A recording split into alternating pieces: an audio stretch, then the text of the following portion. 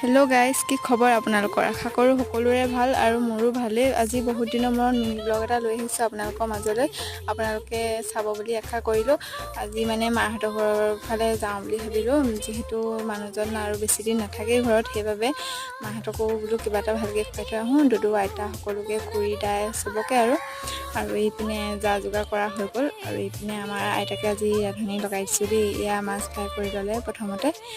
এইজনী আমাৰ আইতা হয়, আমাৰ মানে পাপাৰ মাক মানে আইতাকে কামত লগাই দিছোঁ। আৰু এয়া মাছ ফ্ৰাই কৰি ল'লে আইতাই। আৰু এইপিনে মাছ ফ্ৰাই কৰি হৈ গ'ল আৰু আকৌ মাংস বনাবলৈ দিলে, পিঁয়াজ দি দিলে আৰু পিঁয়াজ ভাজি আছে, তাৰ পৰা মাংসখিনি দিব আৰু এইবিলাক মই কোমোৰা আলু গ্ৰেভিবিলাক চব্জিবিলাক কাটি দিলোঁ আৰু আইতাই বনাই আছে।